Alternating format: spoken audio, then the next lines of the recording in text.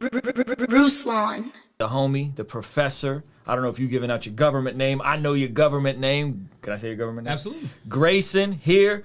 Thank you for being here, brother. Thanks for the time. Super excited. A lot of people don't know that you're a Christian, bro, and that you love Jesus and been walking with the Lord for quite a while. So let's just jump right in, man. Share some of your testimony, and then we'll kind of go back and go over like the cool And1 stuff and your YouTube and all that. But how did you become a believer and follower of Jesus? For sure. I actually became a follower of Christ 2011. Not as traditional as some people's. I actually came to faith at a funeral. So one of my teammates at the time, he was my closest friend, Troy Jackson, a.k.a. Escalade. He's playing on And1. He actually passed away of a heart attack 2011. And so we had been talking a little bit about faith before he passed away. Apparently he had got saved like a year prior to that. Oh, so he was sharing his faith with you. Yeah, he was sharing his faith with me. And his brother's Mark Jackson. So, you know, analyst, you know, ex-NBA great. And he was actually also a pastor at the time. I didn't even know this until actually he's preaching at the funeral. So at the funeral, he was talking about Christ, and it was sort of, for me, it was reminiscent of some things I'd heard of in my childhood, because I went to a Christian preschool, and then I went to a Christian high school my senior year only. Went to a private school just for more opportunity with basketball in an attempt to play college ball. And next thing I know, he's saying some things that were like reminiscent for me, talking about Christ, and then he did an altar call at the end of it, and I think like half the building went up there and gave their life to Christ. I don't know what kind of transformation came for that for most people, but I know for me, it was real. It was life-changing. That's dope, man. And you said you went to a Christian preschool. Yeah. And your senior year of high school, you transferred to a Christian high school to pursue basketball, but that was kind of the first time you got exposed to this idea of Jesus. And tell us that story, because that's a funny story when you're hearing about him and you're like, yo, what the heck? Yeah, so I had a Bible class in my high school, and I remember hearing about Christ when I was little in preschool. I was even in like a choir and, you know, school plays or whatever, but I had kind of forgotten about it going to public school my whole life. And then senior year, go back to this Christian school, so I started hearing about the faith, hearing about Christ, and we're studying, you know, scripture and stuff like that. And I remember one of my homies who was on my team, he was in the Bible class with me, and I remember I turned around and looked at him, I was like, Jesus is real? Like, I was like, it's not like Santa, like it's real? And it's funny because he was actually Christian too, and he leans in and he goes, I think so. Yeah. That's such a cool answer. Like, yeah, I think so. It's not like Santa. Yeah, this is a very honest answer, you know, from an 17-year-old, you know what I mean? Right. So prior to you going to that, you know, R.I.P. Escalade, his funeral, you were already booming with basketball. You were already in L.A. Things were looking good, but yet you kind of hit rock bottom in a way. Talk about what led up to that in terms of just, you know, obviously the And1 thing was popping, and then you were in LA, and you things weren't going so well. Yeah. So And1 goes crazy, you know, 99, 2000. I end up getting on, and I was a fan. I just tried out for And1 at a random tryout. I went to the game as a fan. Next thing I know, it's a career opportunity by the end of the summer. Signed with And1, won this nationwide contest. It was a reality show on ESPN. So we go 7 or 8 seasons of that, and then we come to 2008. There's a big company buyout. So a company that already owned like 7 or 8 brands bought And1 just because it looked good on paper for the numbers. They really actually didn't know much about basketball, period. Much less streetball. So, which is like a whole nother subgenre and subculture at that time. At that time especially, right? Yeah. So, so it just goes away overnight. We don't even get a call. Our contracts expire. We don't even get a call like, yo, we're not going to move forward. It was just, we didn't hear from them. So no checks coming in. I remember at one point I had less than $200 in my bank account, and I just had to make it happen. So I'm doing like these one-off games because I would still get bookings here and there. And so I start my YouTube channel up in 2009 because as we were doing And1 and going to foreign countries, I'm noticing people over the water are saying like, yo, I love your work. And I'm like, thanks for checking out the show. And they're like, no, I've seen your stuff on YouTube. So I really started looking into it. And I actually had a homie start flooding YouTube with my videos to get bookings. But then I realized it became an AdSense game later. So I started my own channel in 2009 around the same time. I'm going broke. And just doing YouTube stuff here and there. And then we were about to start up Ball Up, which was supposed to be like the revamp of And1. I remember that. But it didn't quite work out. But as we're promoting the launch of that All-Star Weekend out here in Los Angeles, Escalade passed away with a heart attack. So, jeez. Yeah. So you give your life to Christ. You're in a pretty rough season. Your buddy passes away. There was no trajectory path for street ballers at the time. Now at least there's some kind of like you've kind of laid out the formula for a lot of these brothers coming up. And you jump into the content space. Yeah. How long? I mean, you said 2009 is when you launched your YouTube. Yeah. So how long before it clicked? Like, yo, this can be something. Like this. There's some future in this where you don't have to just be an athlete in this subgenre, which was really just kept afloat for a long time by And1, and it was thriving, and then it went away. How long until like YouTube started popping off and you thought, whoa, this could be something fly?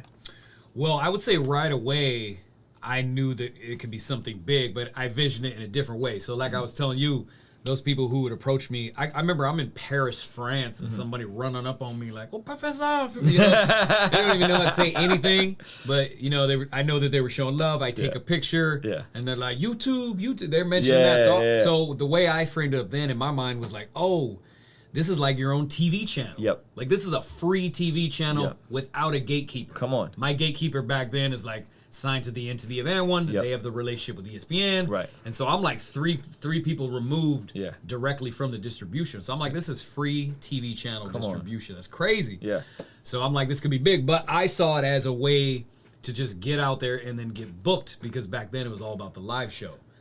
So fast forward 2013, I had a viral video, Spider-Man Basketball Episode 1, and it was a mix. Which I didn't know that was you until this morning when me and my son were watching videos, and I did not put it out, because I remember that going crazy wild, and I had no idea that was you. Yeah. So 2014, that's when that goes viral.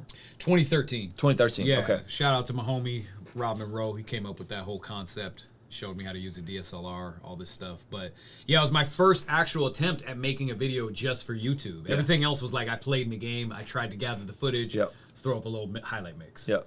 So we did that. It mixed cosplay, it mixed prank, it mixed basketball, and it just had like a swag to it too. So that goes viral. Yeah. 6 million a week.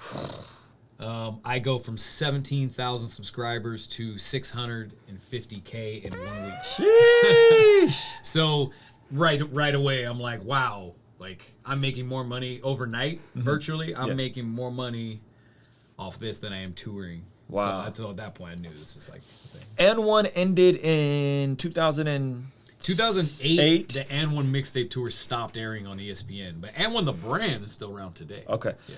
What was the you were obviously having your travel paid for, but how well was like the compensation back then in terms of like getting booked for these like one-offs? Like how well were you? Are you talking 5 figures, 6 figures? Like how good was the money at its peak just on your own getting booked? It was good. When I think my first contract with And1 was like 70 or 80K, and then by the end, I remember I grossed over $1 million. Or excuse me, almost $1 million. Wow. 2007, and then 08 had another big year too. So I think it's at certain points, depending on who was the headliner, who was most marketable, people were always making 6 figures, and throughout the whole run, definitely grossed several $1 million. Yeah, but I blew it all. Playing basketball, that is so cool. But as you said, you blew it all. I blew it all at a certain point, but I was so young. You get all this money when you're 18, 19. And my parents let me be like a little bit independent and kind of figure it out. But, you think it's endless. Yeah. Yeah. As you get popping on YouTube, though, you've gone broke once, right? And something about people who can go through that, usually, and they're talented, usually can figure it out a second time, in my opinion. So then the second time YouTube explodes, AdSense is starting to become a thing. You're going viral with the Spider-Man. What was different about the second time of you kind of flourishing financially and bubbling up? How did you handle it different the second time? Oh, man, just especially being Christian, better steward of the money. the whole view of everything and the goal is really to inspire and impact the people, as opposed to where before I didn't really strategize what my main goal was, but it probably was just to get money, have fame from being good at basketball, and stuff like that. So the goal initially was, hey, I just want to get famous. Yeah, it's like you want to make it and live the good life, or whatever that supposedly is. You know what I mean? So this time around is to impact, try to honor God with the platform, and then be a better steward of whatever comes my way. And just a whole different approach. And then I'm still today just living in gratitude. You know what I mean? You can't find me complaining, because most people, when they get a little shine or have fame for a few years, after that wave or your prime is over, you don't really get a second chance. So the fact that YouTube and this opportunity gave me a second chance, I'm like so thankful. And even today, you know what I mean? If I just finish playing basketball and I'm healthy, you know what I mean? We get to shoot video, I play, we end healthy. You can't find me complaining, man. That's so cool. I think the point about the second chance, I think the point about your focus shifting, right? Meaning that it's interesting in watching your content that it's not like overtly Christian, and a lot of people are finding out right now like, oh, that's so cool, he's a Christian, right?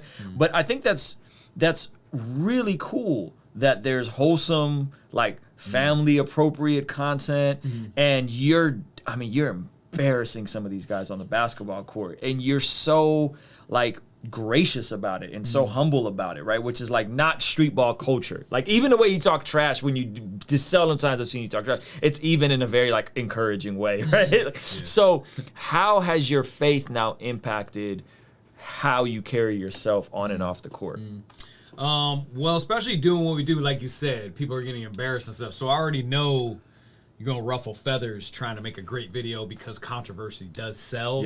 But what I have found is that if I approach it in an uplifting way, try to like represent Christ while I play, which is very difficult. I still find it very difficult at times. Well, because basketball is so competitive, and streetball has that like built-in thing in it. You know what I mean? So like, keep talking about that, because I have a lot of questions about basketball. But go ahead. No, I find that very difficult. Like, there's been days you can find me not being the greatest sport, that's for sure today. But for the most part, I do try to find myself going in there with a whole attitude that I want to big up everybody there. It's about mutual love. If you do good, you're gonna be on the video looking good, and we're just gonna go back and forth.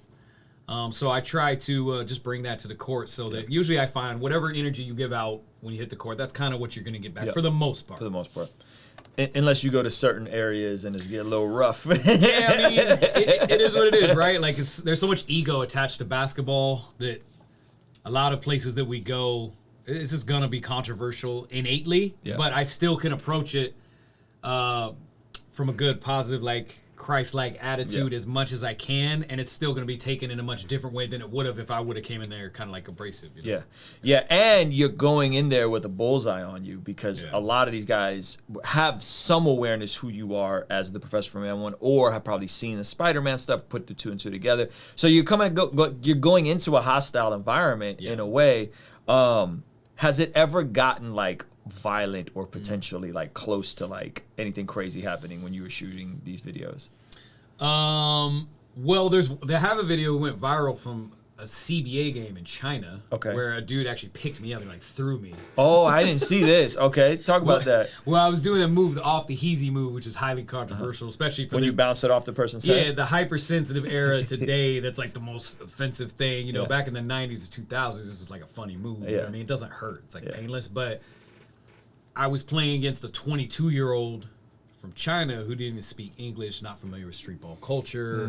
Big dude, 6'4", 6'5". 2 plays prior to that, I crossed him over, you fell. Okay. And I made so you already embarrassed him. so his home crowd, because for him, it was a preseason game for the CBA, which is their NBA, and they were just playing an American team. So his home crowd was now on our side. Like they were loving the show, because we went in there playing streetball style, even though it's still like of the rules, right? But what happened was, I came back down after he fell and I scored, and then I went by him like he fouled me, but the crowd was loving it because I was kind of like doing some moves. The next time I come down, I try to go off the heezy, but he moved his head. Sometimes it doesn't always go perfect. He moved his head as the ball was in the air, so it like hit him off the side of the head, and it was kind of ugly. Like, it didn't look like a smooth move. And so he probably didn't even know that move. He just thought I was like disrespecting him. Oh no. So So he picked you up? benches cleared, picked me up, threw me.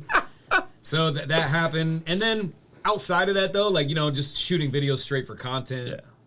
Sometimes it gets personal. I got tied up with a dude a couple weeks ago. Got, like, somebody had to step in, and, like, I wasn't going to fight dude, but, like, you know, he was all rowdy. But, you know, that's why it's a hard balance, right? But you want to come in there, for the most part, with as much integrity as you can and still have fun and still be, like, of the culture. Because being a Christian, you're always going to be counterculture regardless. So. Yeah. I see so many parallels between hip-hop and basketball, right? Yeah. And it's very similar in the sense that in basketball, there is built-in trash talking. That's very much so a part of that. And for the most part, I think most folks know, like, we're playing. You know what I'm saying? Like, you're playing with your buddies. You're playing. As a Christian, I've definitely, and we were talking about this when we were grabbing food, like, I've had to go out of my way to affirm the opponents and to affirm the people on the other team. But I wouldn't say, like, I'm definitely not the way I was before I was saved. But we still have fun, and we still talk, and we laugh, and it's usually all good amongst ourselves. But there's these parallels, and then in hip-hop, obviously, there's a degree of, like, kind of talking about how cool you are, and you're rapping and all that kind of stuff, right?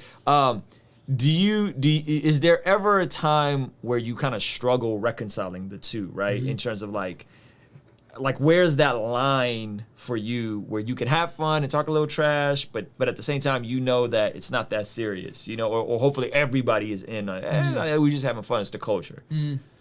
Well, I think you make a good point. It's a hard line to walk. Yeah. You know, I think, like I said, not every time out are you gonna find me A1 Christ-like I probably should be.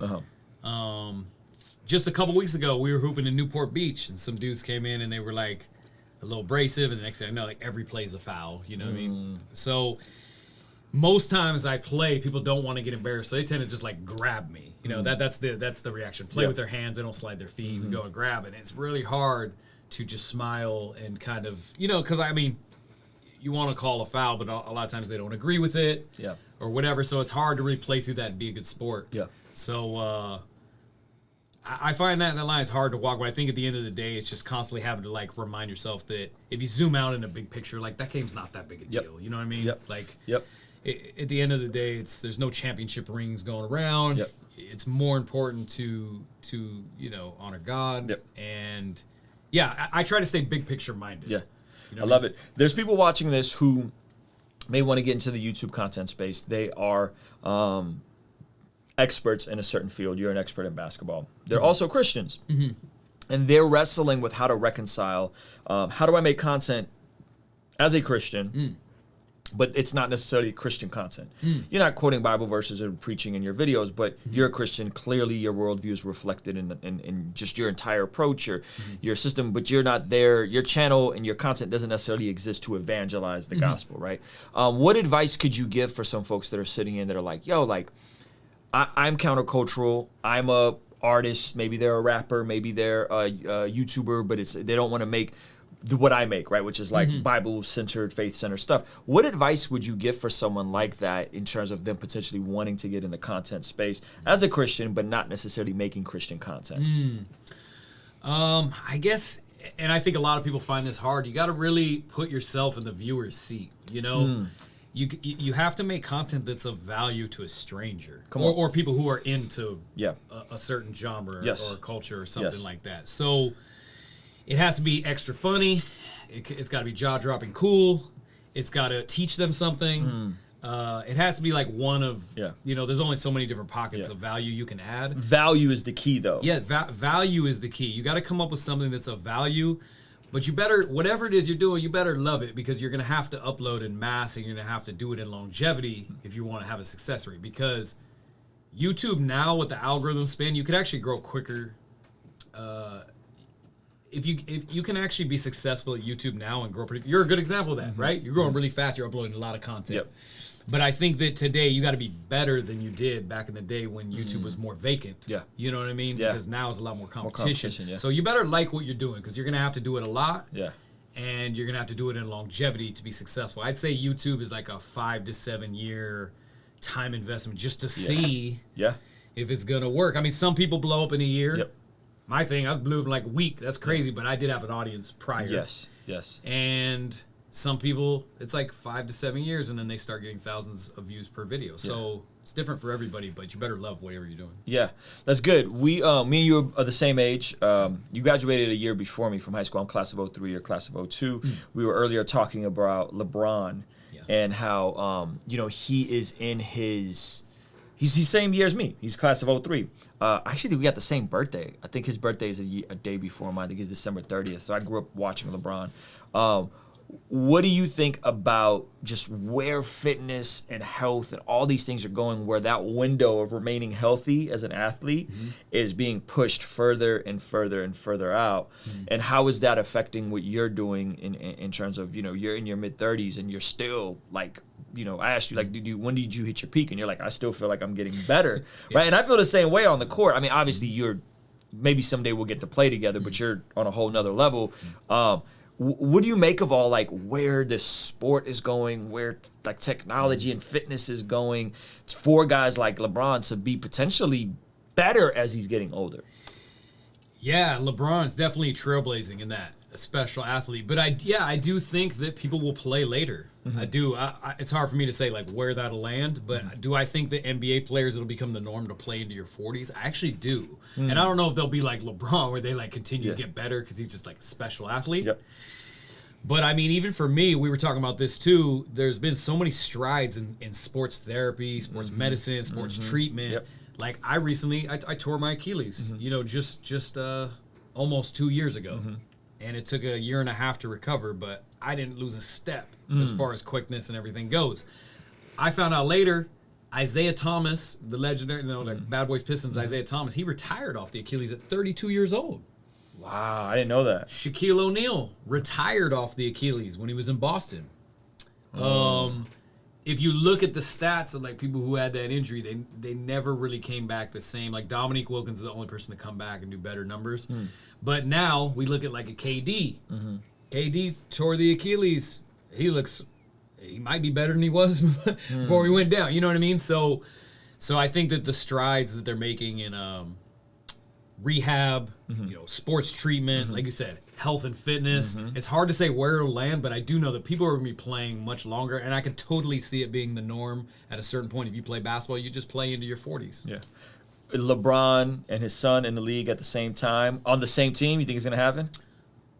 It's funny because, like, I feel like LeBron is he's so entrepreneurial and, like, so good at putting himself in situations that tend to work out. I almost feel like if it was his goal to play with his son and be on the same team, like, I feel like if anybody could pull it off, it would be LeBron. So do I see it happening? I'm going to say yeah. Yeah. That would be cool, man. That would be so cool if that happens. Like, I'm legitimately, I would legitimately be excited if that happens. I think that'd be such a cool thing to see. Me too. And his son is a beast too. He's not, I feel like Bronny will be an incredible, I think he'll be a good pro. Like it's hard because, Pops is a first ballot Hall of Famer, arguably the GOAT. So he's always getting these unfair comparisons. Yep. But I saw some recent footage of him, like, doing a windmill. Looked like he had a little bit more grown man strength going in this next season. And I think he's going to be like a special player. So, yeah. Yeah. You think the game getting more about the jumper and the three-pointer has helped him preserve some of his fitness? Because the game evolved, but he evolved with the game evolving. So it wasn't – I feel like when we came up, it was way more about, like, flashy drive dunk. It seems to be more about, like... And big man. Yeah, and big man, way in the deep now. Yeah, so the game of the 90s was definitely get to the cup, dump it to the big man, hit a three every once in a while, work on your mid-range. Steph Curry changed the game. I think it's actually credit to Steph Curry. Yeah, for sure. Changing the game and making... Shout out Steph if you're watching this, Steph Curry. I know you're a Christian too, bro, so he might be on here. Oh, that dude's a beast, man. That dude's a beast. But, yeah, absolutely. So I say Steph changed the game, and I think it works in LeBron's favor, 100%. I mean, you're seeing LeBron, not only does his jumper get better every year, but he's able to shoot that thing further out, and that just means less work, to be honest. Yeah. I was always wondering why why LeBron didn't put more of a low post game Yeah, because he's what, 6'9"? Yeah, why didn't he really utilize the post more, kind of like Jordan and Kobe, where Yeah. they could conserve more energy? Yep. But it's interesting because he's almost gone to more of the jump shot route, which Mm-hmm. may even be less energy, just in a different way. So, so yeah, the game has changed. You know, I think it's a perimeter game. It's run and gun. It's a 3-point game. I mean, bigs aren't as utilized as they used to be, you know? I love how much information there's out there about the technical side of dribbling now, right? Just the power of the first step, driving the momentum. There's a lot of content being made of how to demystify some of the stuff that you do that looks like incredible, but it's kind of more or less physics. Are you keeping an eye on some of these new creators that are really breaking down and demystifying how technical the crossover, the making people fall, all that kind of stuff is? 100%. What's the guy? PJ Performance. He's dope. Actually went to his place a few months back. We shot a video. Shout out to PJ for checking this out. Cool cat.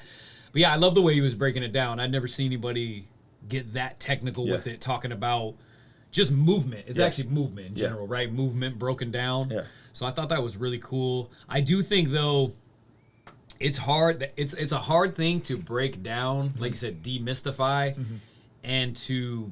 Because it looks like utter wizardry. Yeah. Like when you're watching you and you're like, how did he do that? Like my son was sitting there bugging out like you were a magician. So when you see someone really break down the technique of it, it's like, whoa, this is actually really cool. Yeah. No, I think it is cool that they're trying to break it down logistically, because I think with basketball there are a lot of things that are untaught that elite players do, and I think movement probably isn't utilized enough. I found recently when I tried to teach people like one-off moves that I do that they can incorporate to their game, it didn't quite work, because in order for it to work, I would have had to break down the foundation of how I actually step to the defense and my whole stance.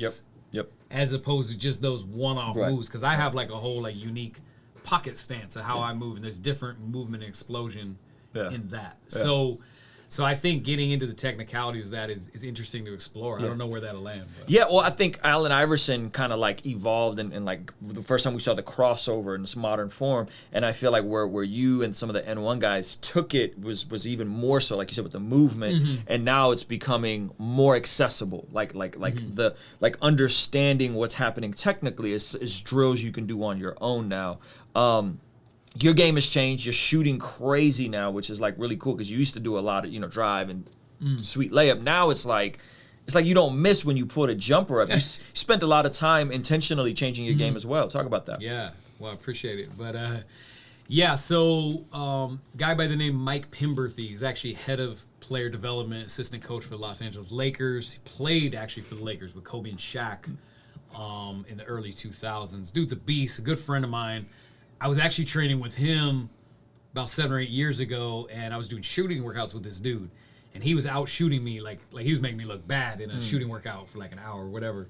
So I was like, you got to help me out, man. How can I get some of this range? Because this dude shoots as good as like a Steph Curry. Like literally, if he did a shooting workout with Steph Curry, they wouldn't look too far apart. Wow. He's that good of a shooter. So I scrapped my whole thing. I think I was even 25, 26, 27 years old. Changed my whole shot.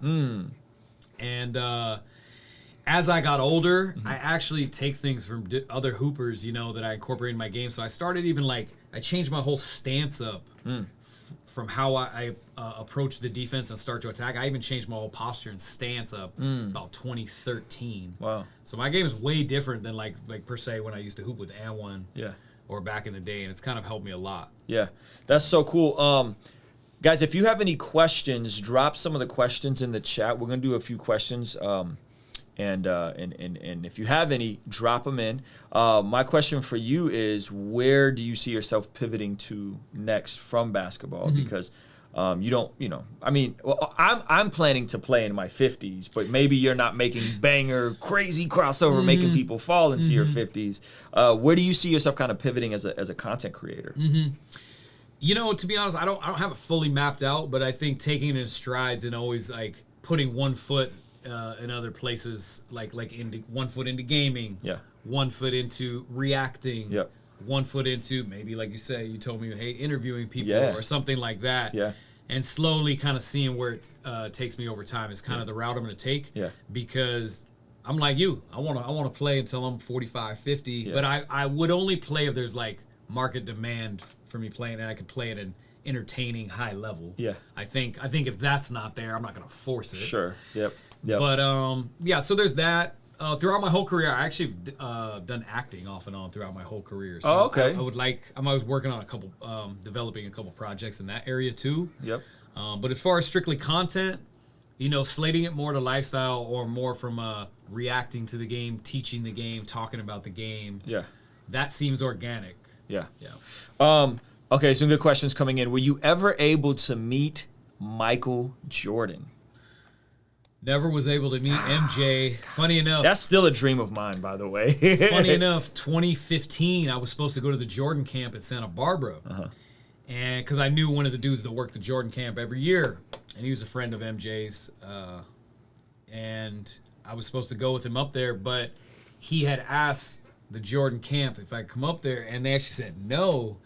They said that they felt like for the Jordan brand, it would be a bad look if I went in there and shook hands with MJ, and then all the kids were like, "Oh, Professor." They said that they felt it would shine too much of a light on And1. Oh, away no. from the Jordan brand. I hadn't played for And1 in 8 years at that point. Yeah. So, but from their mainstream, vantage point of view, Yeah. they kind of related me to And1 still at that point, so it felt like it'd be a bad look. So I didn't get to meet him, but. That's cool. Another good question. Have you ever had an opportunity to share the gospel or share Jesus with anybody at the court, after the court, in the context of basketball? Well, tons of people in the context of basketball, whether it be teammates or like personal combos that I had and stuff like that. Not so much in the heat of battle or like. Yeah, after. I don't know if anyone's like, yo, John 3:16, Jesus loves you. not so much day of. Yeah. Not so much day of, but definitely like through my platform with like ministry events. Yeah. Yeah, I guess those ones. Yeah. Because I've done stuff at like Christian colleges or Yeah. whatever. And then just like personal combos with teammates and stuff. Yeah, that's so cool. Let's see. I'm trying to get some good ones. What does the professor like to do when not playing basketball? That's a good question. Well, my friends would actually consider me a workaholic. And the reason I'm working so much is because I'm having so much fun when I record videos that it doesn't feel like work. You know what I mean? We do work hard. There are certain initiatives we got to cover. I'm hard on my guys, just trying to keep them hustling and stuff. But free time is very regular. Pre-COVID, it was like go to the movies, like to go to the beach, hang with friends. Yeah. You're a normal guy. I love to work out. Yeah, I go on a run. It's a few times a week. I love going to the gym and train. Those are my friends up there. So yeah, very, very, very normal stuff. I watch a lot of YouTube myself. I stumbled onto your channel just in the YouTube algorithm. That's so cool, man. Yeah. What inspires you to start the brand, Global Hooper? Talk about that. Yeah, thanks for asking. Global Hooper, I started 2017. The name Global Hooper was actually inspired by after And1, I kind of tried to rebrand, and I was like, what do I call myself? And I was like, well, I hoop global, so Global Hooper had a cool ring to it. So actually, when I started my Instagram, I was at Global Hooper, and I was actually going to just go away from the professor and And1 because it seemed dated at that point. But as my content grew, people were kind of like connecting the dots, so I kind of went back to the professor, but I did like the name Global Hooper. So getting to hoop in over 40 countries throughout my career, I just felt like it was fitting. But also, I liked the name of it and the fact that, for me, basketball has always been a bridge to like make friends in other cultures and different parts of the world. Yeah. And so I wanted to start a community of Global Hoopers, like bringing people together through basketball. A lot of questions about hot sauce. You versus hot sauce one-on-one, or bone collector. Who do you think wins? Well, what people don't know is hot sauce is almost 50 years old. He's not. Well, he was always 10 years older than me. Whoa. But he's like an idol of mine. That's like the OG. So like I never pit myself like against hot sauce. Like we were going at it when I first got on. I was 18. He was like 28. Yeah. And we would go at it. But I mean, all those guys were better than me at that time. You know what I mean? Like I believe we played. I think Hot Sauce and I play one-on-one a few games. I may have got one game, but he definitely won the majority of the games. And I didn't know they were so much older than you. I forget that like when I realized we were the same age, I was like, yo, like I was in high school and you were just fresh out of high school playing with these grown men. Yeah. And so so when you talk about Hot Sauce today, I would imagine Hot Sauce is still in good shape. Probably even still does hoop. Yeah. But I wouldn't like. We're not gonna be on no one-on-one stuff. You know, Right, grown right. man. That dude's got 2 kids. You know what I mean? So and then like Bone Collector's like a good friend of mine. Like I still talk to Bone Collector weekly. Yeah. And so, but you know, he's training. He's kind of like transitioned into a season where he's still an influencer doing his thing. But you know, he's training youth. You know what I mean? He's training pros and some NBA players. He was just working with Nate Robinson like last week. Yeah. So as far as like turning it into like a one-on-one showdown, we're not even really thinking like that. I feel like that's an early 20s. That's a 20s mentality. Like you're still in that season. You're trying to be the best. Yeah. My duty these days is to entertain and impact people through my platform, you know, on digital. And that's how I view it. And that's not always like, that's not a be the best mentality. It's just like, you know. It's the same way. It's the same way for me in the sense that I, you know, started as a rapper. You got this like, I want to be the best rapper. And then you grow up a little bit and you're like, yo, I could be way more effective just inspiring people and helping people. So that I relate to that a lot. Plus, I think it's too small ball too. Like I'm gonna sit here and talk about who's the best 1v1. Like at the end of the day, if I was trying to be the best, we try to make the NBA. Yeah. You know what I mean? Yeah. Like, Have you? Was that ever a thought for you? Yeah. Like after N1, pre N1, what was? Yeah, because that's an interesting conversation because the NBA is at such an elite level, but you're at an elite level. But if for the average, for me, I don't know the gap. Like I don't know what is like. This is elite for Streetball versus like this is elite. And someone could guard Kobe or guard LeBron. You know, like, was that something that you ever were aspiring for, trying out for? Was that in the cards? How did that work? This is a great topic that you bring up because most people are unaware of the levels. Okay. And so basically, like when I tried out for And1, I was a junior college player. I was actually on the bench at JUCO. Okay. Played 3 minutes a game. I think one game I played 10 minutes, and then there were a lot of games I didn't even get in the game because it was too close. I was a walk-on player. Yeah. So we're not even talking D1. We're talking junior college. Yeah, community college. Okay. So going all the way back to the Then I improved about 300%. Like literally, I was a different player within the span of like 3 or 4 months because I had a different coach. I was getting encouraged. I finally hit the weights, and I learned to be a little bit more physical on defense. When I put those aspects into my game, I was like the best player in the gym. You know, that spring after my freshman year, I'm literally the best player in the gym, and I have a lot of teammates go in Division II and Division I. So then I go try out for And1. It ends up in one summer on that reality TV show on ESPN, ends up turning into a career opportunity. I get a contract. But now I'm playing with my teammates. These guys have played D1. They've played overseas. A couple guys were in the D League. Skipped to my Lou's in the NBA already, even though he plays with us in the summers.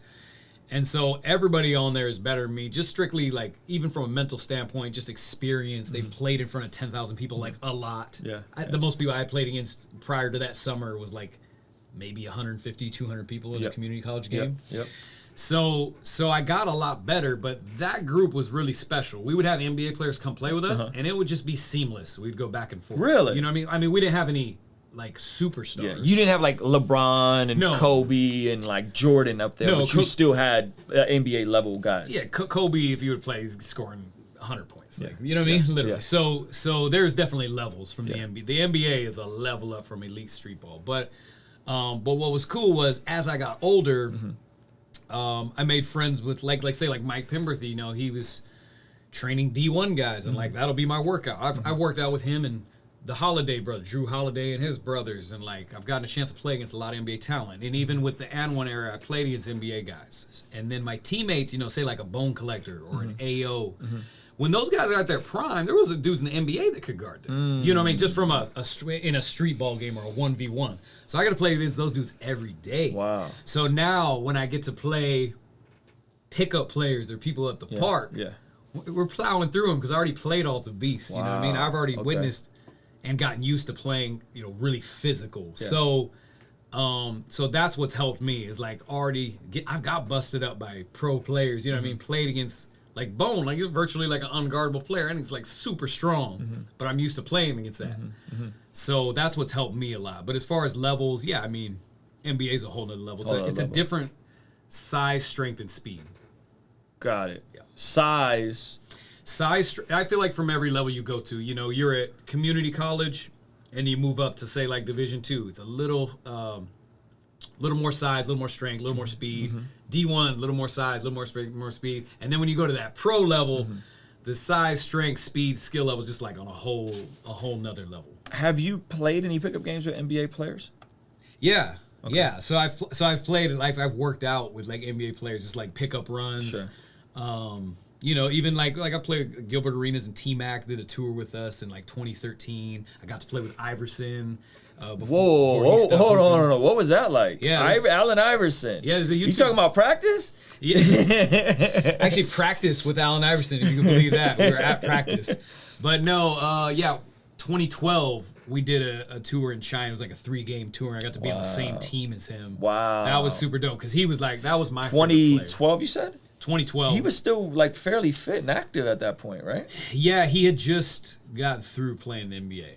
Yeah, wow. He hadn't been in the Hall of Fame yet. Yeah. So I played a lot with NBA players. Like, if I play an NBA player today, people wouldn't know it, but like, I'm not saying like I would crush it, but like I go back and forth with you know what I mean, as far as like if we played King of the Court or 1v1 or 2v2s, pickup games, like I hit some shots, you know what I mean? Yep. Then the audience, my audience, some of them think like I crush it no matter where I go. Yeah. My whole MO though, and marketability came into looking like an underdog, not looking like the part, and then when I play against ultra elite talent, that I could actually hang and go back and forth. Yeah. And that was sort of the jaw drop. It wasn't like whenever I touch the court, I crush it. Because like I read comments and some people be like, "This dude killed Kyrie." You know what I mean? It's like the reality is, if we bigger, play, would you say bigger, faster, stronger? 6'3". You know what I mean? I took a picture with Kyrie. You know what I mean? He's a whole nother head taller than me and way bigger. So that's, if I could break down the levels, that's probably the best way I communicate it. Yeah, that's good. Somebody asked if you listen to Christian hip hop, CHH. You got some artists that you're a fan of in the CHH space? I don't know it as much. Like watching your channel, like I didn't even know it's as extensive as it is, to be honest. But like I've heard like some Lecrae. Okay. I think that's pretty dope. I heard like that track that you have on in your intro and outro. I think it's dope. I like Kanye's Christian album. Yeah, Kanye. But I don't know it like inside and out. You know what I mean? But I should dig in a little bit more. Yeah, man. But I had a couple of Lecrae albums. Okay, dope. I'll create a playlist for you and send you some dope like indie stuff. There's a lot of good stuff out there right now. So I'll send you some stuff. Next time you come out, we gonna hoop. Let's hoop, man. Let's get it. You know Oh snap! But see, if you can hang with the elites, and I can hang with you, that's all I need in my life. Let's go. Yo, guys, hopefully this was fun. Check out the professor's channel, because I think you guys will find it valuable. It's actually really cool. Like, it's just fun to look at, and it's clean and it's fun. Make sure you follow him on the gram if you're not already. Y'all got to get the one-on-one for Professor. I don't think I stand a chance in one-on-one. I'll be honest, because I think his shot is just way too wet. But I think I could. Maybe I could keep up. And I'm also 20 pounds overweight, and this dude is in elite shape. So I believe it, man. I never judge a book by itself. You know, that's my whole MO. You know what I mean? So you never know. Like, you know? He said a book by itself. See what you said? I don't look like a hooper? No, but you know, short white guys don't tend to get the label as a hoop ready player. So. Yeah, man. So you got an injury right now. Your hamstring's a little strained, but next time you come down, we'll get some in and maybe create some content around it. This was fun, man. Any final words for the people before we get out of here? No, man. I appreciate you guys tuning in. I definitely checked out the stream, man. Appreciate your time. Appreciate you, brother. You know what I mean? Yeah. I'm actually down here. Ruslan was actually teaching me some stuff about streaming, and he was talking about his course he's about to launch. So, I appreciate the viewers. Appreciate you. Yeah, man. We're gonna get him on the streaming side and just dropping stuff all the time. So I'm excited, guys. Thank you so much. Give this video a thumbs up. Tell a friend to tell a friend. Make sure you're subscribed. And stay tuned. You might see that with that one-on-one game, me getting embarrassed, making sure I'm watching the waist and not the face, right? We're gonna see. So thank you guys. Appreciate y'all. Peace. Joshua the King came down and bore it all. Yeah. Conversations front of the fireplace. All of my mistakes, how do I erase? Wanna operate at a higher pace. Birth pains causing the body to dilate. On a first name basis with the worst pain facing.